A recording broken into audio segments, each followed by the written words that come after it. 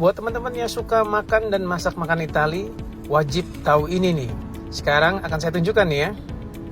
Inilah garlic oil. Pertama-tama yang kita butuhkan adalah bawang putih ya. Bawang putih yang udah dikupas. Lalu kita masukkan ke dalam tangki kosong ya. Ini api belum nyala ya. Terus isi dengan olive oil. Pakai olive oil biasa ya, yang pure olive oil. Jangan olive oil extra virgin, karena itu buat salad ya. Nah, kita isi kurang lebih 1 cm dari permukaan bawang putihnya. Nyalakan apinya kecil aja ya. Jangan lupa apinya kecil aja, terus masukkan fresh rosemary ya. Fresh rosemary. Masukkan seperti ini dan kita masak dengan api sangat kecil. Nah, untuk merisa kematangannya cukup ditusuk pakai pisau kecil aja ya.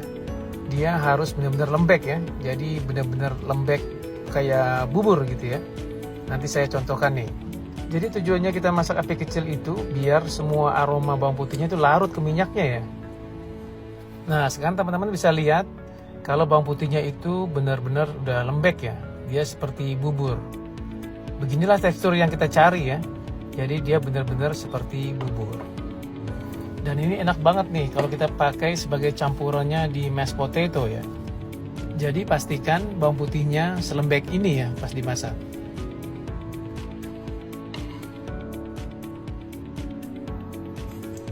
Nah, di sini saya akan contohkan kepada teman-teman bagaimana menggunakan minyak bawang putih itu ke pasta ya. Kita merebus spaghetti ya. Sekarang kita masukkan minyaknya yang otomatis sudah beraroma bawang putih. Di sini saya akan tunjukkan ke teman-teman bagaimana memasak paha ayam dengan menggunakan minyak bawang putih tadi ya.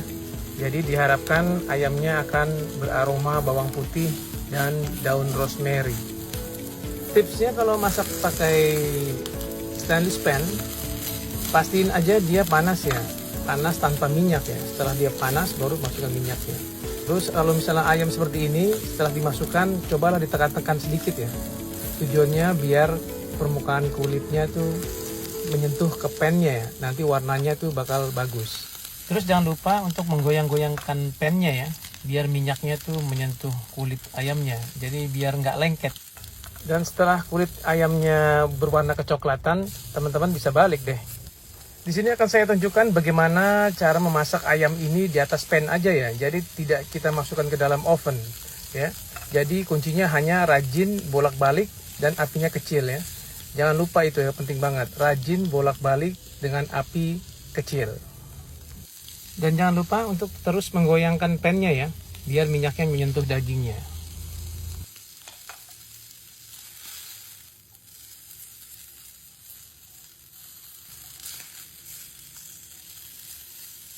Nah, sekarang kita mulai masak spagettinya ya. Kita ambil minyaknya secukupnya dan masukkan garlicnya ya. Ini garlic confit sebenarnya ya. Garlic confit itu bawang putih yang kita masak dengan suhu rendah dan dalam waktu yang lebih lama ya.